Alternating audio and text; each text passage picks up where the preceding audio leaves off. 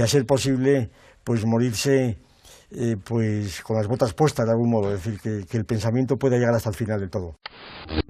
Les proponemos un estreno imprescindible dentro de la serie del mismo nombre.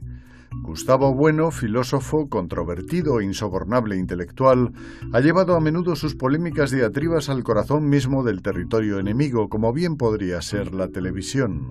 La diferencia entre, quitando muchos detalles y muchas cosas, ¿verdad? La distancia no es tan evidente objetivamente. Eso es lo malo. Claro. Que termina siendo tu razonamiento, termina siendo un razonamiento. Bueno, pues que espabile la izquierda, que espabile la izquierda de una vez. Y es que la función de interrogarse por las cosas e ir más allá de la realidad que proyectan las sombras de la caverna, o sea, la filosofía, no es un reducto elitista en manos de este prolífico pensador.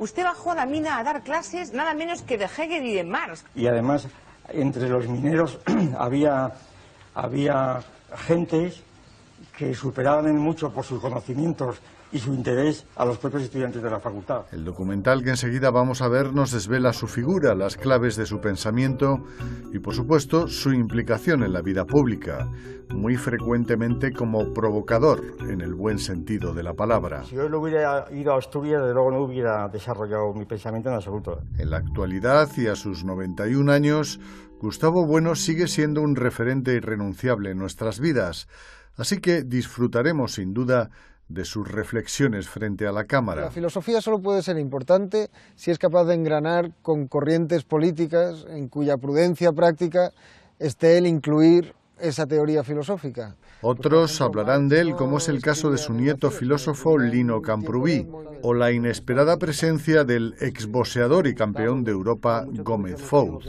Los partidos políticos han sustituido con las listas cerradas y bloqueadas a una verdadera democracia. Descubramos los principales hitos de su prolija obra y por qué se acabaría convirtiendo en azote del pensamiento acomodaticio y encorsetado. Han nacido así y están encadenados, creerían que la realidad es esa. Con ustedes, Gustavo Bueno, La vuelta a la caverna, la cita inexcusable con uno de los grandes filósofos de nuestro tiempo.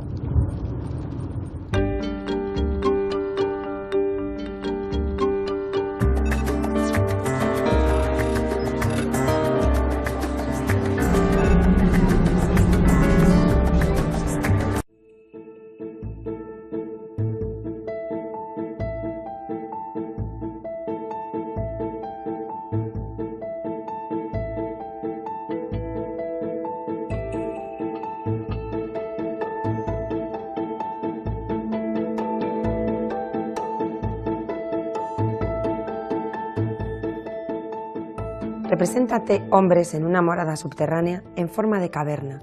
En ella están desde niños con las piernas y el cuello encadenados, de modo que deben permanecer allí y mirar solo delante de ellos, porque las cadenas les impiden girar en derredor la cabeza.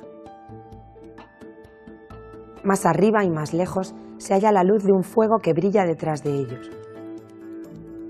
Y entre el fuego y los prisioneros, imagínate un tabique construido de lado a lado como el biombo que los titiriteros levantan delante del público para mostrar por encima del biombo los muñecos. Extraña comparación haces, y extraños son esos prisioneros, pero son como nosotros. ¿Crees que han visto de sí mismos o unos de los otros otra cosa que las sombras proyectadas por el fuego en la parte de la caverna que tienen frente a sí?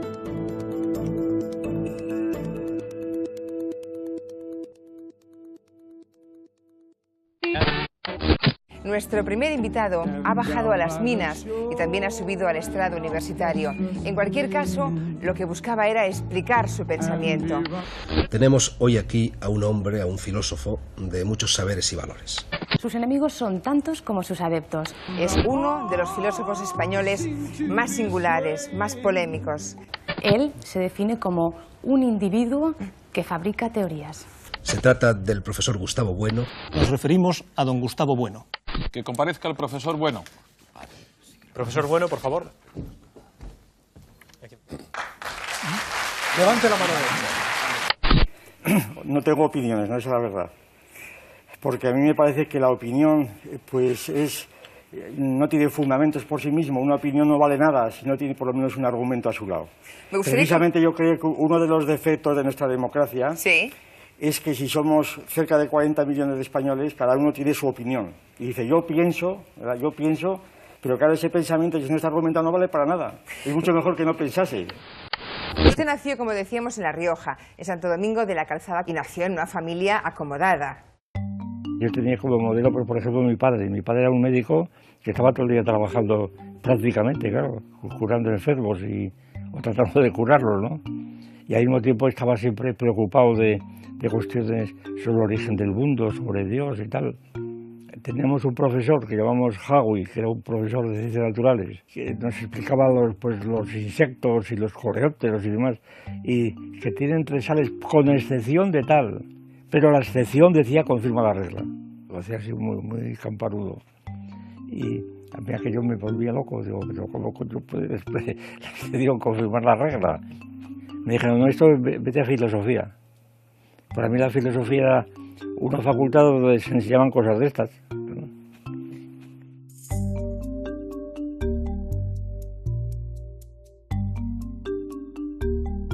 La filosofía pues la tiene toda persona que haya superado el estado del salvajismo, naturalmente. Todo el mundo, toda sociedad necesita un mapa del mundo, si no, no podría funcionar.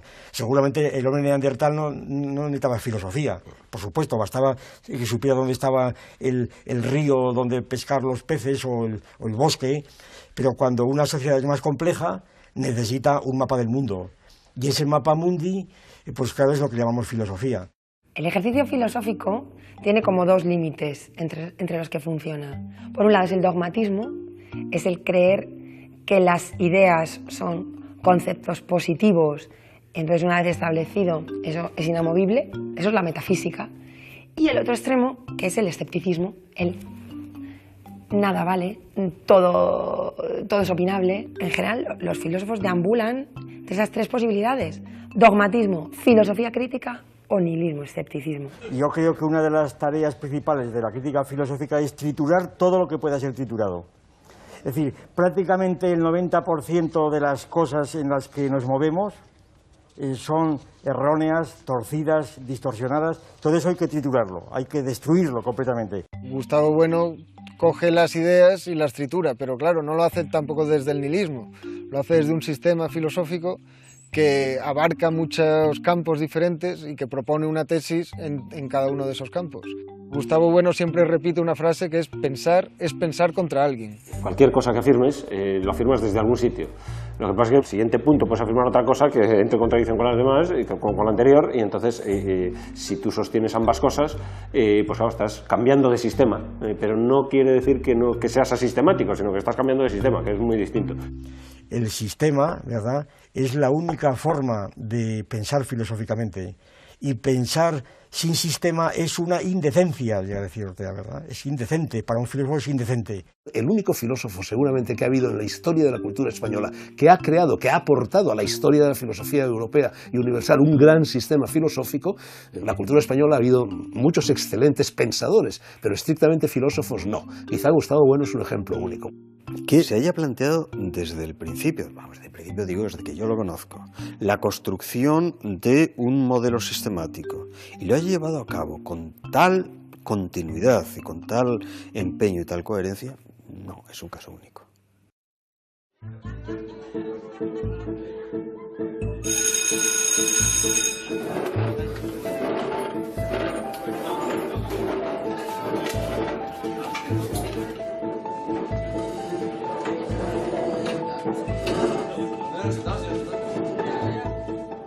La filosofía precisamente es ese saber crítico que establece qué es verdad y qué es falso. Y aquello que primero clasifica pues es lo que es mítico y lo que no lo es. ¿Cómo Platón explicó esta diferencia entre el verdadero saber y el falso saber? Pues a través de un mito. Cuando los mitos oscurecen, normalmente se utilizan como un instrumento político para tener a la gente engañada, pero cuando los mitos iluminan, sirven para poder hacer ver las cosas. Y esto es lo que quiso explicar Platón con el mito del que vamos a hablar ahora, el mito de la caverna. Imagínate que hay unos hombres metidos en una caverna, mirando hacia la pared, están encadenados, hay un tabique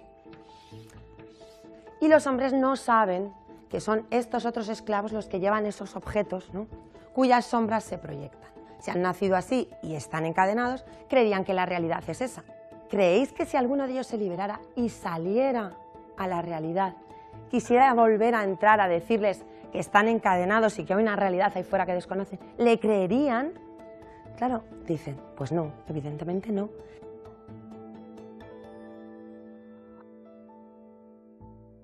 Usted acaba los estudios, prepara una oposición y se convierte en profesor de un instituto de enseñanza media en Salamanca. ¿No es esto? El Instituto Lucía de Medrano Femenino, que es uno donde estuve 11 años y de los que conservo el mejor recuerdo. Durante su estancia en Salamanca, pues él entra en un laboratorio de fisiología que era de Antonio Colás y él cuenta siempre con una libreta, iba siguiendo lo que hacía pues, su amigo e iba tomando notas de ¿y este instrumento qué hace? ¿Y cómo se manipula? ¿Y para qué sirve? Pues ahí es donde a mi juicio en germen estaría la teoría del cierre. La idea de cierre es una idea en principio tomada de las matemáticas. Es el cierre operatorio. El cierre es una propiedad de ciertas operaciones que cuando se reaplican a un sistema de términos vuelven a producir términos que pertenecen al sistema, ¿verdad? Por ejemplo, el sistema de la química clásica, donde está la tabla de los elementos, los 160 elementos químicos que hoy conocemos, y no puede haber muchos más al parecer, pues es un sistema cerrado porque con elementos químicos componiéndolos podemos hacer otros elementos, otros compuestos, pero nunca podemos salirnos del campo químico. Es decir, es el cierre de la química el que hace que la química, que la categoría química sea distinta de las matemáticas, ¿verdad? Es el cierre, porque tú, mediante teoremas matemáticos, no puedes demostrar ningún teorema químico, o viceversa, ¿verdad? Y entonces esas ciencias son cerradas, lo cual no quiere decir clausuradas. Cuando cierras una ciencia es cuando la ciencia empieza a ser soberana realmente en su propia marcha. Desde el punto de vista de la teoría del cierre categorial, la ciencia tiene un papel decisivo en la confección del mundo. Sin embargo, pese al papel constitutivo que Bueno otorga a la ciencia, la teoría del cierre categorial intenta no deslizarse hacia el fundamentalismo científico, hacia esa idea pues tan en boga en nuestro entorno de que la ciencia siempre tiene la última palabra. Severo Ochoa, el famoso premio Nobel, sostenía que todo es química. Sería un poco el fundamentalismo científico aplicado al campo de la química, como que todo se puede explicar a través de la química. Y entonces Gustavo Bueno, al acabar parece ser una exposición de Severo Ochoa, se acercó a él y llevándole el libro de química le dijo: bueno, ¿y este libro, don Severo, es también química? Y Severo Ochoa pues le dijo: efectivamente, claro que lo es. Si usted lo quema y lo metemos en un determinado aparato, un cromatógrafo, usted verá que hay diversos picos en diversas sustancias. Pues hay tanto porcentaje de carbono, tanto porcentaje de oxígeno, tanto porcentaje de hierro, etc. Bueno, entonces le dijo: y entonces, don Severo, esta I que está aquí entre física y química, ¿qué tipo de enlace es? ¿Iónico, covalente o metálico? Ahí se ve muy bien cómo se produjo el encontronazo entre un fundamentalista científico que piensa que todo se puede explicar en base a una única ciencia y Bueno, que lo que le intentaba llamar la atención es que hay diversas categorías y que, por ejemplo, las categorías, las leyes que rigen el lenguaje, la filología, la lingüística, pues están a una escala completamente diferente de las de la química y no se pueden reducir ni las del lenguaje a la química ni las de la química al lenguaje.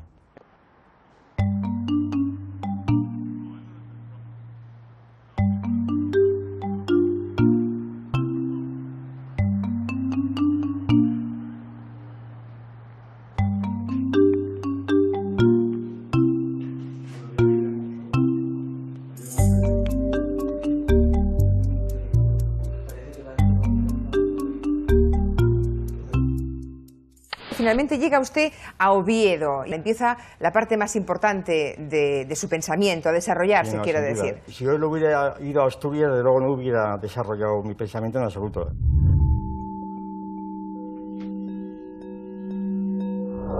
Oviedo era una ciudad que era distinta de una ciudad como Salamanca, que era de ganaderos. Como decía Unamuno, una ganadería de ganaderos, ¿verdad?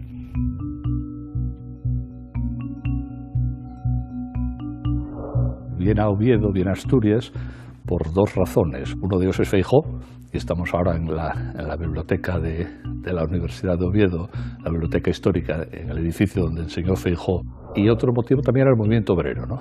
O sea, que era una región, una comunidad, se dice ahora, profundamente minera, profundamente minera. Vino con una fama de rojo y de ateo, vamos, eso eran dos cosas que le definían. Le habían puesto muy en contra de todo el estamento clerical. Un ateo con pensamiento potente, porque claro, un ateo un ciudadano por ahí cualquiera que diga que es ateo, ¿qué más da? Pero claro, con un pensamiento muy potente, y por lo tanto Gustavo estaba visto como un problema. Yo soy ateo, Dios no existe. Es intolerable que alguien gratuitamente diga que va a pasar esto sin tener pruebas, más que porque tiene pruebas de que ha sido revelado por Dios o porque el contexto de la Biblia lo dice. Hace falta cara dura, porque el contexto de la Biblia lo dice. Claro. ¡Orden! Bueno, Gustavo fue espectacular porque a la pregunta de Ricardo Fernández Deu si Dios existía, le dijo, no es que Dios exista o no exista, es que no puede existir. Y lo dijo de una forma rotunda. Entonces explicó la certeza de la imposibilidad de la existencia de Dios. Un shock porque de repente te encontrabas con un hombre que hablaba de una manera distinta a todos los profesores que habías tenido y que tenía unos conocimientos sensacionales. El primero o segundo día de clase llegaba pues, una especie de volador pequeño corriendo con una maleta que era mayor que él y con un abrigo loden gris, con un cigarrillo en la boca. Yo creo que ni se presentó y empieza a hablar. Las clases eran como una droga, es decir, que eran adictivas. Desde el primer momento te enganchabas y no te pasaba, no te contaba el tiempo, no mirabas el reloj.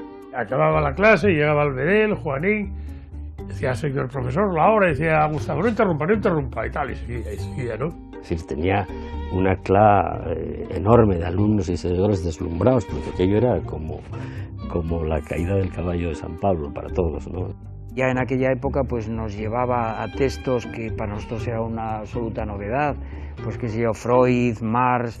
Nos íbamos a un departamentuco, una pequeña habitación que le concedieron, y allí estábamos pues media docena de forofos, íbamos allí, pues eso, todo lo que no habíamos entendido, porque hablaba también de Wittgenstein, bueno, de autores que no sonaban de nada. Su departamento era un nido revolucionario, ¿no? Era un potencial. Ahí, por supuesto, se hacía todo tipo de críticas, las políticas directamente y las filosóficas que se traducían en política, que son todavía más peligrosas para un sistema, para una dictadura, ¿no? Tenías 3 policías o 4 según que los conocía, además estaban aquellos, que eran estudiantes o ni siquiera estudiantes, y que estaban tomando notas, estaban allí con una grabadora y tú te das cuenta que se movían, cuando tú decías Marx, se movían. Luego ya me enteré que era que el informe que daban de cada clase ha citado 3 veces a Marx, 4 veces a Lenin, pero no decían las veces que había citado a Aristóteles o a Santo Tomás o a Heidegger, ¿verdad? Eso no lo decían. Prácticamente, digo, no se enteraban. Hay anécdotas abundantísimas. La policía que pregunta una vez a alguien, me han dicho que este es epicúreo o estoico, ¿y qué es esto de epicúreo? ¿No será un masón, un judío y demás? Pues esto, cosas reales de policías que tenían a su cargo pues los servicios culturales, diríamos, ¿verdad? Un libro de álgebra superior es un libro clandestino, aunque se deje en mitad de la calle, porque la gente no lo entiende. Y un libro de filosofía ocurre exactamente igual. Yo me di cuenta que podías hablar de lo que te diera la gana, pero completamente de todo, ¿verdad? Del origen de la familia, propiedad de la religión, podías hablar de todo, con tal que no hablases de Franco. Y entonces, por no hablar de Franco, ya estaba y no pasaba nada. Él era muy conocido en la ciudad, era una persona de mucha influencia, porque había concebido las clases, la filosofía, el departamento lo había concebido abierto a la sociedad. Entonces había seminarios y la gente acudía, al margen de estar matriculado, ser alumno de las facultades de letras o de derecho, acudía a sus seminarios y tenía una relación muy amplia con la ciudad. Había muchos clubes culturales que llamaban, y yo iba a muchos de ellos. El club de Mieres me dijeron que lo inaugurase yo. Lo tuve que inaugurar, estaba el teatro, un teatro rebosante de gente, con una fila de policías llenos de magnetófonos, entonces... Y el título de la conferencia me lo pusieron los organizadores, que eran mineros del Partido Comunista, que era El origen de la familia por primera vez y el Estado, el libro de Hegel. Yo les hice ahí una exposición de una exposición del libro de Engels, pero como la podía hacer en clase, puramente académica, pero en el contexto resultaba revolucionaria. La policía tomaba nota de donde estaba don Gustavo, y lo que hablaba don Gustavo. Claro, muchos policías no sabían lo que era el marxismo tampoco, en aquella época poca gente lo sabía, los estudiantes, y todos, no todos. Entonces, claro, algunos se despistaban. Ahí está bien claro en los informes de la policía.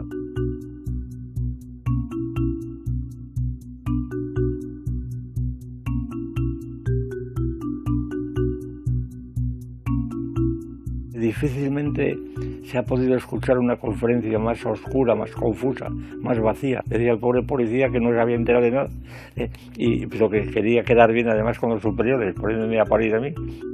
El único profesor que de verdad creó peligro a la policía, al único que le tenían respeto y al único, ellos mismos a mí me han dicho, que hizo más comunistas él, sin ser más comunistas que el propio partido. Siempre se decía, no, es comunista. Yo creo que nunca tuvo carnet del Partido Comunista, pero bueno, era lo que se decía antes, su compañero de viaje, ¿no? Estaba en esa órbita y de hecho en su departamento, en sus círculos, había mucha gente del PC. El PC era el partido, se decía así, por definición, el partido, no había otro partido. No, él no perteneció nunca al Partido Comunista. Él era un pensador y pensaba antes igual que piensa ahora. Y así lo entendíamos algunos, no todos. Aunque todos sí lo sentíamos como aquel personaje que estando allá arriba también era como nosotros. En aquel momento en Asturias había dos grupos. Uno que era muy reducido, que era don Gustavo. Y después estaba el Partido Comunista de España, no había nada más. Consiguió mantenerse en esa dificilísima línea entonces, o sea, de no entrar en el partido y de colaborar en el partido. La filosofía solo puede ser importante si es capaz de engranar con corrientes políticas en cuya prudencia práctica esté el incluir esa teoría filosófica. Pues por ejemplo, Marx no escribía en el vacío, sino que escribía en tiempo de movimientos obreros. Los filósofos han querido siempre, casi siempre cambiar, intervenir en el mundo, sea en un sentido o en otro. Y el ejemplo más claro es Platón, claro. La vida del filósofo, digamos, no es la vida del político. Entonces tú no tienes que estar pendiente siempre de lo que digan de ti, sino bueno, lanzarte ahí a la piscina y que pase lo que tenga que pasar. ¿De quién está hablando aquí en el fondo Platón? De Sócrates. ¿Quién fue el que intentó volver a la caverna y decirle a los hombres que eran ignorantes de la verdadera realidad? En la Atenas de Platón fue Sócrates. ¿Y qué le pasó a Sócrates? Que fue condenado a muerte por filósofo, es decir, por decir la verdad, por decir que los políticos estaban engañando con sus discursos, que los sofistas estaban vendiendo un saber que no era un verdadero saber. Un grupo de lo que se decía, de intelectuales, de personas que hacen un manifiesto, lo entregan al gobierno civil, de protesta, no recuerdo por qué era, o de petición, en fin.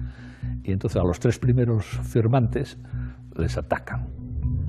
Uno de ellos es Gustavo Bueno, que le tiran una bomba incendiaria en el coche que estaba aparcado delante de su casa y le prenden fuego.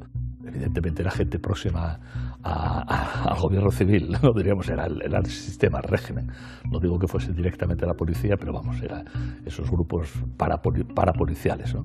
Allá por los años 70, estaba usted dando clase en Oviedo y aparecieron un grupo de estudiantes. ¿Y qué pasó? Pues era el conflicto chino-soviético, ¿verdad? ¿Qué dice? Y abrieron la puerta y me dijeron, ¿se le llaman al teléfono? Cuando estaba con el teléfono me agarraron 3 o 4 individuos, me pegaron una paliza monumental y me tiraron un bote de pintura, me dejaron completamente sin ver, y luego me pusieron un cartel que decía lacayo del capitalismo, que es como llamaban a los soviéticos. Pero eran, pues eso, fuego amigo, ¿verdad? Porque eran maoístas, eran también marxistas, pero con un cariz más radical. Gustavo Bueno, de ser, diríamos, la figura de la izquierda y el coco de la derecha, religiosa o civil, pasa a ser también el coco de la izquierda o de la extrema izquierda, por eso le tiran el bote de pintura. Es en el contexto del 68 porque Gustavo Bueno no entra a la vía del 68, no entra a la vía trotskista, anarquista del 68 de París. ¿Qué significa hoy aquí en España ser de izquierdas? No ser de derechas. ¿Y qué significa ser de derechas? Ser de derechas significa principalmente creer, entre otras cosas, creer que hay unas personas que por razones no sabe qué, pues tienen unos derechos sobre otros, ¿verdad?, cuando no lo tienen, que tienen unos privilegios que no han demostrado que lo sean. Ya, o sea, usted de Sí. izquierdas, vaya. Sí, desde luego, sí. Gustavo, la izquierda nació hace 200 años y ha habido ya en ella, dices, 6 generaciones diferentes. Sí, les llamo 6 generaciones o géneros. Son géneros que sirven para clasificar y al mismo tiempo son géneros que dan lugar unos a otros. Se ha sobreentendido que, bueno, despreciaba a la izquierda, el mito de la izquierda. No es eso lo que desprecia, no lo desprecia, sino que entiende que, desde el punto de vista histórico y político, la izquierda pues no es una unidad. Esta es la idea fundamental, sino que hay varias izquierdas que se suceden por generaciones y esto lo justifica. La clasificación fundamental, sin embargo, que yo propongo en el libro, es en 2 grupos. Izquierda definida, que son estas 6 corrientes, e izquierda indefinida. La izquierda definida está definida en función del Estado. La izquierda indefinida es una izquierda que no está definida por criterios políticos, es decir, el Estado, sino que está en otro mundo. Las izquierdas indefinidas serían aquellas que, al caer la Unión Soviética, lo que han hecho efectivamente es meter nuevos problemas ideológicos que no son fundamentalmente políticos. Lo que hemos hablado del feminismo, la ecología, etcétera, etcétera. Y la izquierda ya divagante, o sea, hay una izquierda, se puede decir, psicologista, puramente subjetiva, en la cual efectivamente pues uno se autodefine porque yo soy izquierdas, pero no se dan los parámetros, sencillamente, ¿no? Y cuando se aplican esos parámetros te das cuenta que no tienen nada que ver con la política. Tú, filósofo, desde tu altura, quizá no te das cuenta del efecto político que tiene en este momento destruir en el terreno filosófico ese concepto. Sí, me doy cuenta y lo busco. Lo busco, porque lo que yo no tolero es que alguien que se llame de izquierdas, ¿verdad?, y no quiero decir nombres, esté utilizando conceptos oscuros para engañar a la gente y para meterle matute. Cuando Bueno, por ejemplo, dice que ya los conflictos políticos no van por el eje del conflicto de izquierda y derecha, lo que viene a decir es que la izquierda y la derecha se han ecualizado, ¿no? Al ecualizarse, lo que quiere decir es que se han homogeneizado, ¿no?, en la batalla política. Hoy día, la política que lleva el PP en España concretamente, pues es tan de izquierda o más como la que han llevado el PSOE en las otras. Es decir, que la diferencia entre, quitando muchos detalles y muchas cosas, ¿verdad?, la distancia no es tan evidente objetivamente. Eso es lo malo. Claro. Que termina siendo tu razonamiento, termina siendo un razonamiento. Bueno, pues que espabile la izquierda, que espabile la izquierda, espabilad la izquierda. No os argumentáis con la memoria histórica, espabilad un poco.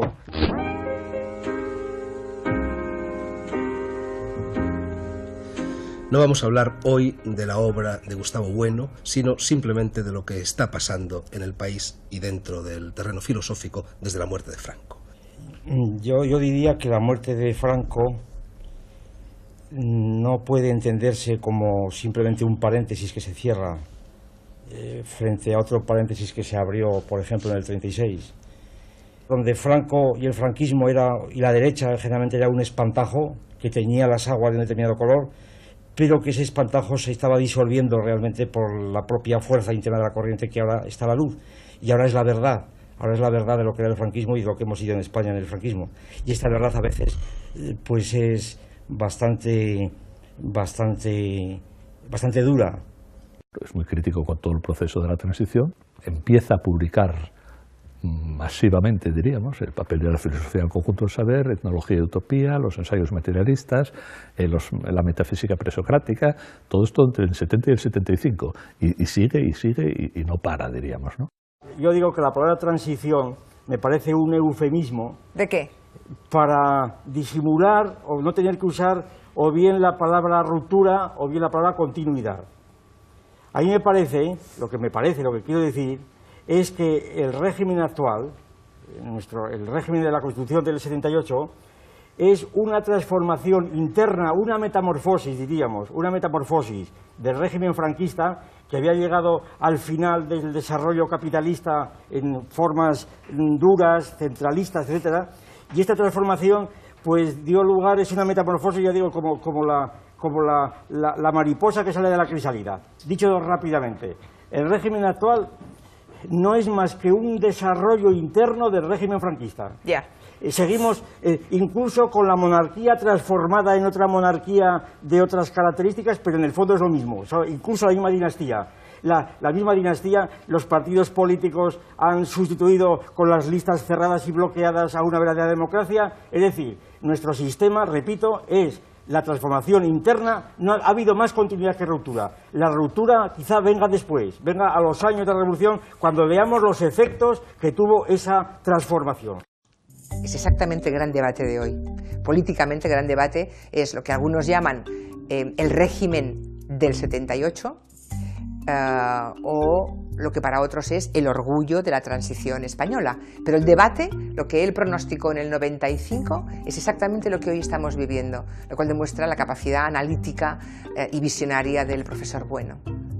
No esperaba mucho yo de la transición, sobre todo porque yo había tenido algún conocimiento, fuimos a Sevilla bastante, del grupo este del Sol Primitivo, del Felipe González, en fin, de este otro de Guerra, que andaba con Machado y tal, y eran cosas que, vamos, que no casaban, ¿no? Es decir, que pertenecían a otro nivel, ¿verdad?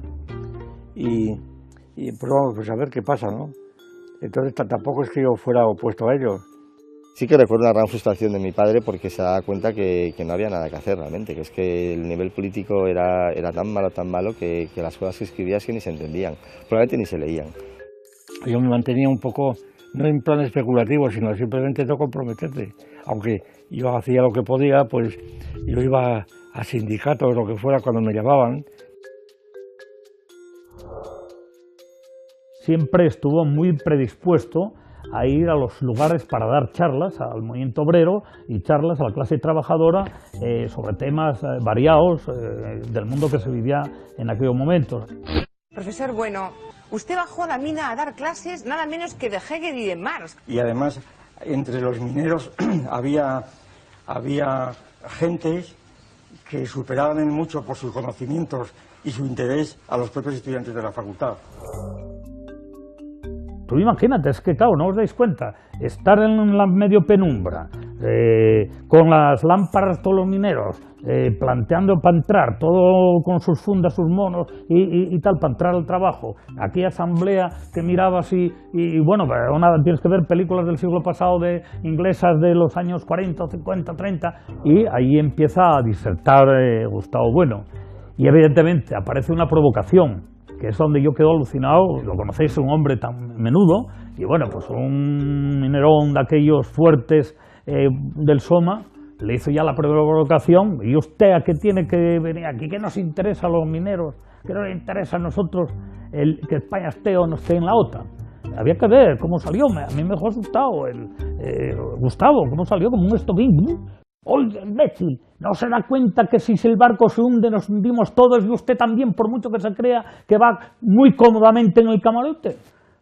Quedó un silencio allí, pues, toda la tensión, el paisano cayó, lo dejó seco y se acabó. Se pudo hacer la asamblea como él ya quiso y perfectamente sin más problemas. La mina en aquellos años, en Asturias, era mucho más que un instrumento para sacar carbón.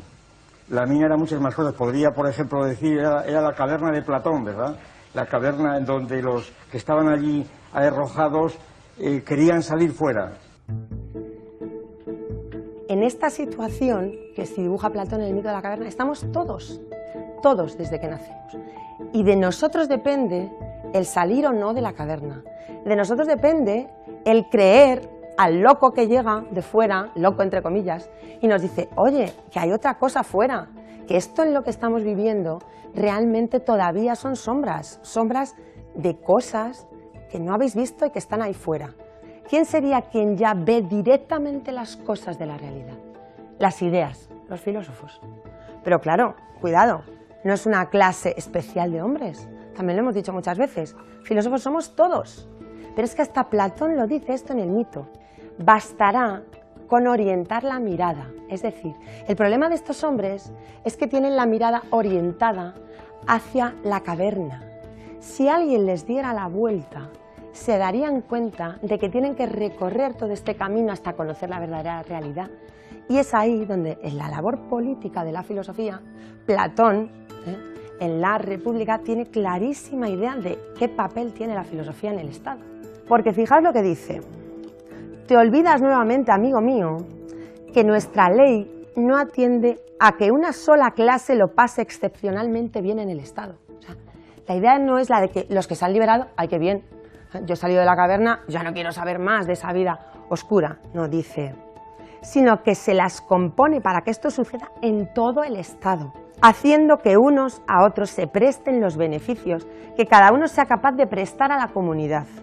Porque si se forja a tales hombres en el Estado, no es para permitir que cada uno se vuelva hacia donde le dé la gana, sino para utilizarlos para la consolidación del Estado. El comunismo como idea abstracta pues es muy anterior a la Unión Soviética, naturalmente.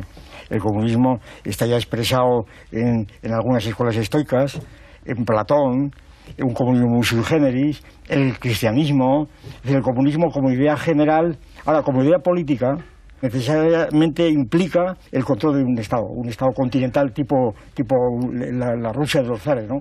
Yo lo recuerdo siempre como prosoviético, siempre en casa la Unión Soviética se ha visto como una apuesta importante.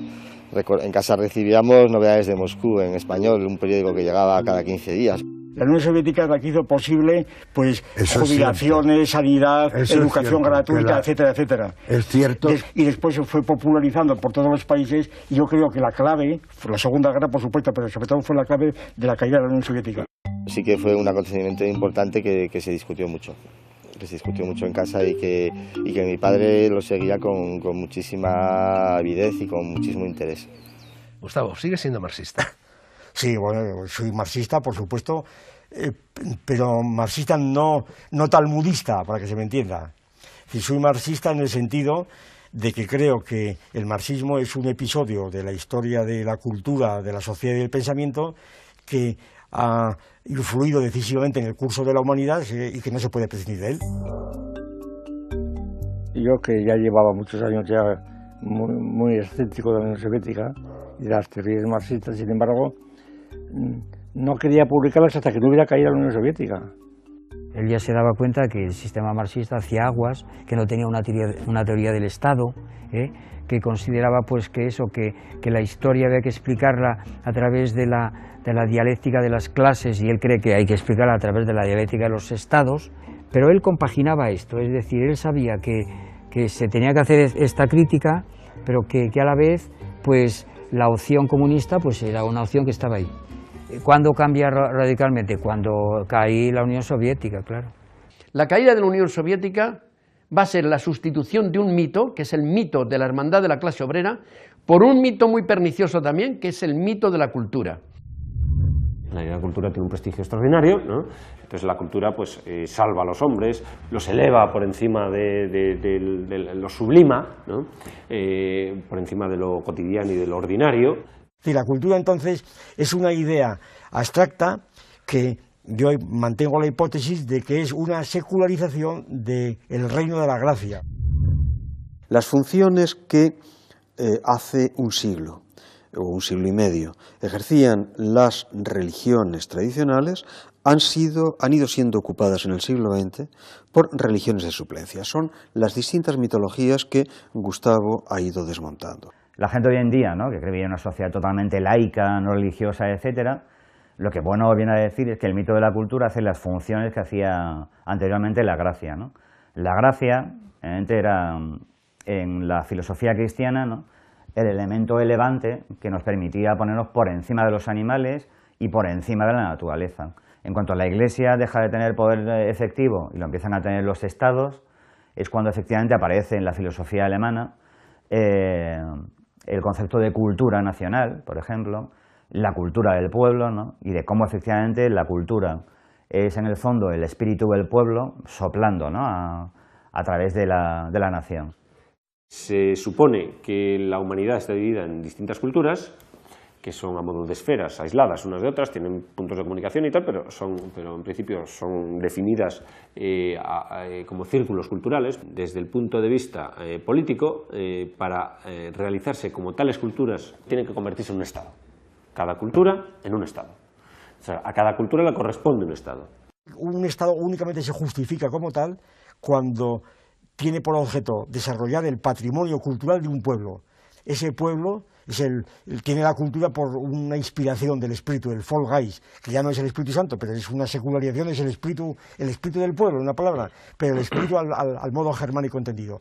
Y entonces la cultura se convierte en la justificación de un nacionalismo en donde, al parecer, la cultura del pueblo vota de ese pueblo, como si la cultura europea más reciente fuese producto de las diferentes naciones, cuando es una cultura que viene de antaño, de antes, y en la cual todos hemos participado.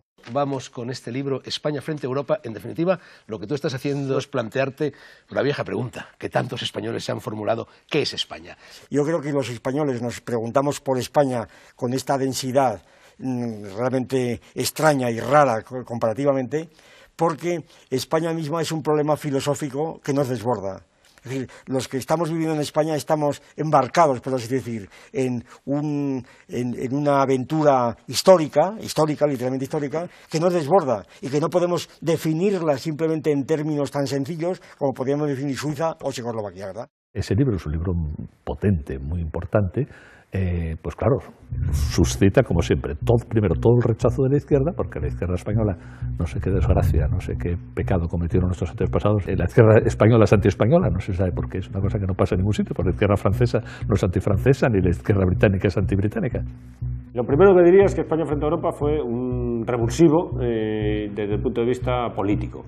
Es decir, mucha gente que estaba en la órbita del materialismo filosófico, pues salió de esa órbita despedida centrífugamente por España frente a Europa, precisamente por todo el lastre que la idea de España soporta, ¿no?, bajo sus hombros, ¿no? Especial recuerdo tengo de la conferencia que vino a dar, llamado por la Concejalía de Cultura del Ayuntamiento de Langreo. Nada más llegar a la puerta, lo primero que vemos es una pintada que ponía "Bueno facha".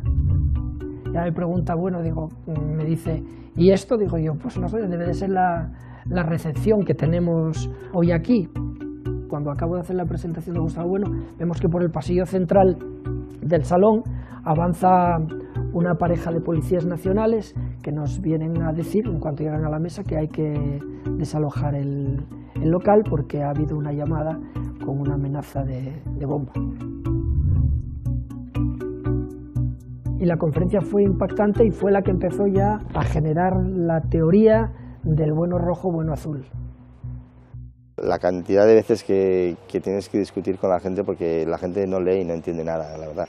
Y entonces es el puro simplismo, ¿no?, de que es que tu padre de repente se ha hecho facha. Llamar fascista a don Gustavo, pues hombre, es el colmo, ¿no? Es el colmo de la imbecilidad. Ya sabes que aquí en España pues la forma de manejar esos conceptos pues es siempre una forma maniquea y absurda, que identifica pues la preocupación por España con una actitud facha o de derechas, y la despreocupación por España o el desprecio por España como una actitud de izquierda. Todo lo que significó España históricamente hay que librarse, hay que soltarlo como lastre para convertirnos en europeos, como si en Europa pues no hubieran machacado a población americana, como si... Entonces, se ha pintado Europa una especie de paraíso al que llegar, y esto tiene, claro, unas contrapartidas prácticas muy fuertes, que llegas a Europa como un papanatas, que decía Unamuno. Europa no ha existido nunca. Europa ha sido una biocenosis, es decir, una lucha a muerte de varias naciones, que es un acompañamiento de lo que es Europa, que fue el proyecto nazi en primer lugar, y en segundo lugar el proyecto de la OTAN y de Estados Unidos, del Plan Marshall. Entonces, Europa es un club. Cuando se dice España entra en Europa, pero si está España en Europa mucho antes que las demás naciones, ¿cómo va a entrar España en Europa? ¿Qué es eso? España entra en el club europeo, que es muy distinto, un club capitalista al cual cada vez más me extraña que la izquierda se haya apuntado sin reserva, cuando es las otras alternativas que están dibujándose en el mundo, ¿verdad? Estas otras alternativas, entre ellas la comunidad hispánica, no tiene ya nada que ver con el antiguo imperio español, es su fruto. Nosotros vivimos, yo lo digo en el libro creo, vivimos sobre los restos de los naufragios de los grandes imperios, pero eso es lo que tenemos, son restos de naufragios. Todos los imperios han desaparecido y desaparecerán, pero en el océano en que vivimos esos restos son los que nos apoyan, y entonces si no nos apoyamos en esos restos seremos tragados por otros.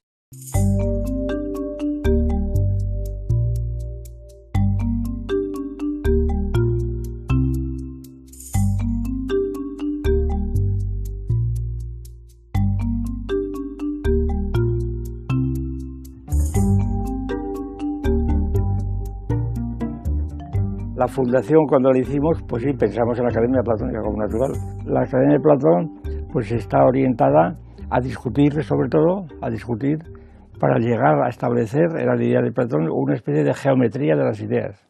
Entonces, ¿qué es la Academia? Pues la Academia es una especie de universidad en donde se tratan todas las materias, de ahí la universidad, con una orientación común, que es mantener un método racional de discusión y orientar todo al final al descubrimiento del estado ideal para el hombre.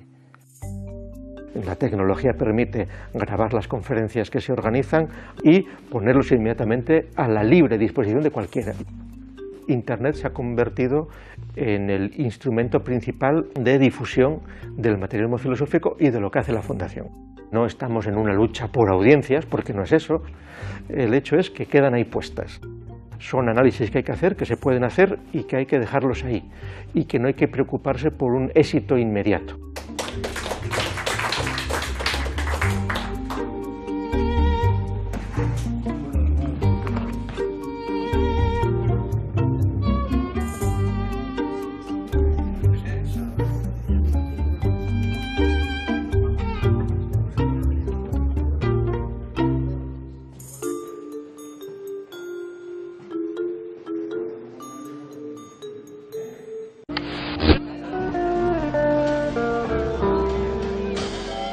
Cuando llegó El paseo por el tiempo tuve la osadía de proponerlo como uno de los personajes. No fue fácil convencer a todas las partes para que fuera un entrevistado. Era prime time, las 10 de la noche, un filósofo. Sin embargo, las veces en que usted ha ido a la televisión, que han sido realmente pocas, profesor Bueno, usted la ha armado. Me la han armado. Hubo un tribunal popular donde el jurado me quiso pegar. Lo que el jurado piense en este respeto no tiene importancia ninguna, con todos los respetos, porque la cosa es como es. Un poco de respeto para el jurado, señor. No, con respeto a la verdad. Aquí puede opinar lo que quiera el jurado porque es lo mismo, ¿verdad? Los colegas que yo llamo pues sublimes, les parecía que la televisión pues era la caja tonta y que eso de bajar a la televisión pues era una cosa denigrante, ¿no? Claro, pues don Gustavo le recordaba el mito de la caverna. Es que hay que bajar a la caverna, y la caverna ahora mismo es la televisión. ¿Por qué vas a perder el tiempo allí? Mira, has salido el viernes, el sábado, el domingo, has perdido 4 días. Digo, bueno, pues enséñame todos los teoremas que has demostrado durante tú que has hecho estos 4 días. Porque no habían hecho nada, la pobre gente, ¿no? Esto es la cuestión. Le hicieron una entrevista en las provincias en la contraposición entre medios de comunicación y universidad, y soltó lo siguiente: la filosofía en estos momentos no está en la universidad. En la universidad lo que se enseña es doxografía. Fulano dijo esto, menganito dijo el otro, dice, pero la gente no se pronuncia. Mientras que en los medios de comunicación es donde está la filosofía. ¿Por qué? Porque en esas tertulias, en esas discusiones, ahí tú tienes que decir lo que piensas sobre una determinada cuestión. Discrepo absolutamente de ir a un programa donde lo que él dice está en cota 40.000 pies, pero el programa está en cota 3 pies. O sea, que quiero decirte, hay tal distancia que es absolutamente imposible formular nada. A un filósofo le tiene que incomodar que le digas, profesor Bueno, hable corto, como decimos en la tele, procure dar conceptos lo más sintéticos posible para que podamos abordar más temas, ¿no? El discurso de él es un discurso largo, es un discurso razonado, es un discurso complejo, y en los medios lo que se busca es un discurso de 30 segundos, maniqueo, simplista, y si hay un par de insultos por el medio, pues mejor. Nosotros le llamamos a usted porque tenemos referencias y no sé qué, pero le ruego que no nos cite usted a Aristóteles, ¿eh? Y le digo, ¿y por qué? Dice, porque cada vez que cita Aristóteles o Kant nos baja la audiencia 300.000, no se preocupe. Siempre cuando hablaba de telebasura y democracia, criticaba a la gente que decía, no, es que yo cuando llego a casa veo la tele para relajarme. Y decía él, bueno, pues no te relajes. O sea, si te relajas y entonces eso te convierte en un receptor pasivo de basura y tal, eso ya es culpa tuya. Y la verdad es que mi abuelo es una persona que no se relaja, digamos. Está siempre en guardia, siempre interpretando y siempre sospechando. ¿Y el espectador, don Gustavo, qué puede hacer por cambiar la tele? Pues cambiar de canal. Lo más interesante, yo creo, es que aquellos 5 o 6 millones que siguen son los mismos que luego votan en las elecciones. Es la democracia. De manera que no se puede tampoco cargar la mano demasiado. Es decir, cuando criticamos el gobierno, vamos a las urnas, ¿qué puede hacer el votante, el cuerpo electoral, el pueblo? ¿Qué puede hacer para cambiar el gobierno? Pues no votar, o votar a otro. Pero como los programas le son dados, es decir, los programas que ofrece la televisión son los mismos que los programas que ofrecen las cúpulas de los partidos. Es decir, ¿quiénes intervienen en hacer un programa de cualquier partido que sea? ¿Intervienen los que votan? No, es decir, no es que no intervengan, es que no pueden intervenir, eso es lo más serio. ¿Cómo van a hacer un programa económico, educativo, político? No, se les es dado. Y entonces ellos eligen entre lo que se les ofrece, entre el menú que les ofrecen. Bueno, pues ha criticado en esa línea también la idea del fundamentalismo democrático, de que la democracia es el mejor gobierno de los posibles. No, para bueno no. Igual que para Platón, es decir, la democracia es un régimen político más que está basado pues, en nuestras sociedades capitalistas de mercado pletórico. Entonces, igual que consumes y eliges en el mercado del producto, pues eliges la fuerza política, ¿no? Yo la crítica a la democracia la dice a través de Platón, sobre todo. Esto de que vamos un debate, ahora vamos a votar, y a ver, eso se hacía mucho en clase, en la facultad. Vamos a votar, digo, no, yo me oponía totalmente. Vamos a votar aquí esto hay que discutirlo, y si no se llega a ningún acuerdo, pues no se llega, pero no se acuerda por mayoría. La mayoría que ganaba era una tiranía por respeto al que pensaba lo contrario. Ese es el argumento que da Platón. Pero que da Platón y Aristóteles y Rousseau y Kant, que es lo cojonudo, que estos argumentos contra la democracia están formulados por boca de los que las gentes consideran como los creadores de la democracia. Y Gustavo Bueno siempre ha subrayado esta idea de que el filósofo no es un verdadero filósofo si se cree que puede saber y él solo quedarse libre, digamos, de sus compañeros de caverna.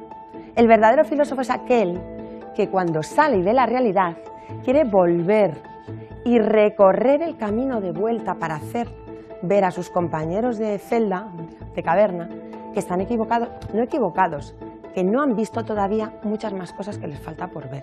La filosofía tiene que estar implantada políticamente, tiene que tener una utilidad social, si no, no vale para nada. ¿Para qué se publican los libros? Pues para que se lean, ¿verdad?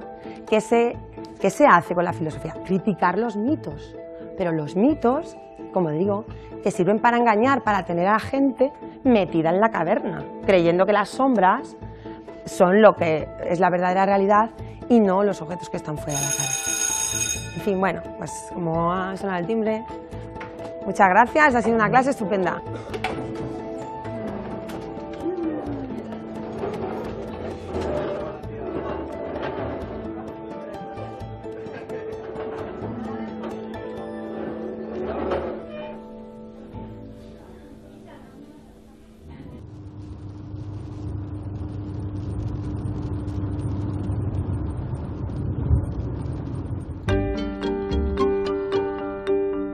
Gustavo Bueno es el último eslabón hasta el momento de esa larga tradición que empieza en Atenas, que pasa por toda la historia de Europa y que mal que bien sobrevive en la miseria de los tiempos actuales.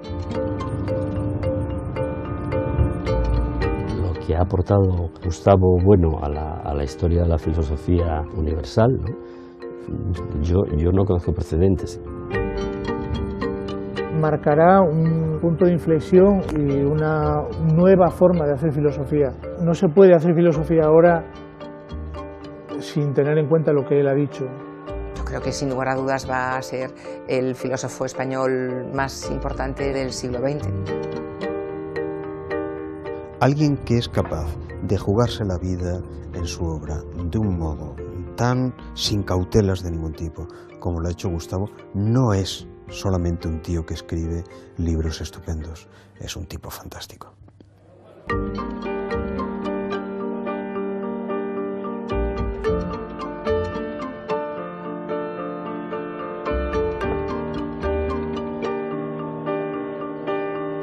Yo quiero decir que a mi juicio y al juicio de toda persona racional, el respeto al vecino es tratar de convencerle que lo que dice es erróneo o verdadero. Que si yo no le digo esto, no le tengo respeto. Si un paranoico ante mí está diciendo que es Napoleón, ¿verdad? Y yo le llevo la corriente, yo le falto al respeto, porque le considero loco, paranoico perdido. Pero si es yo que... le considero normal, yo tendré que discutirlo. Muy bien. Decir, usted no es Napoleón. Desencantado con respecto a la recepción de su propia filosofía. No creo que nunca se hiciera muchas esperanzas. Siempre, la verdad, la filosofía ha sido una cosa pues más o menos minoritaria, con voluntad, desde el mito de la caverna de Platón, de volver al mundo y de pelearse en el mundo, y eso siempre lo ha hecho bueno, pero dando por supuesto que la batalla está perdida, aunque eso no hace menos necesaria el pelearla, y siempre hay frutos positivos, por supuesto.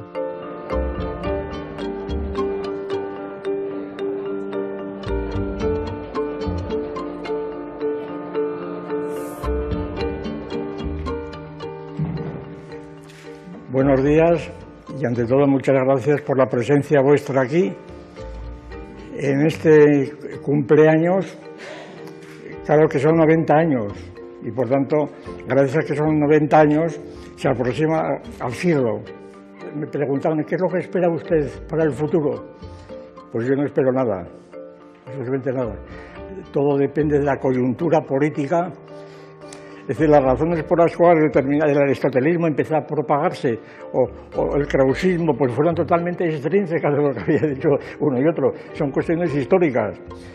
Y entonces, como quiera que el futuro está por escribir, eso que decíamos el futuro, pues lo que yo recomiendo es una dosis muy importante de lo que se llamaba tradicionalmente el escepticismo, la figura del famoso fisiólogo Edouard Raymond.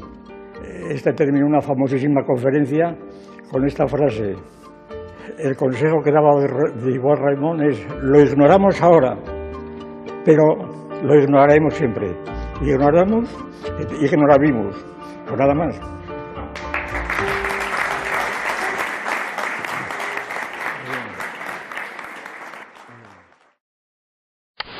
Te voy a hacer la última pregunta. ¿Cómo debe morir un filósofo? ¿A la manera de los estoicos, a la manera de Séneca, de Petronio, a la manera de Petrarca, un bel morir tutta la vita honora? Yo me inclino más bien por los estoicos. ¿Sí? Yo me inclino más bien por el modo de morir de los estoicos. Y a ser posible, pues morirse pues con las botas puestas de algún modo, es decir, que el pensamiento pueda llegar hasta el final del todo.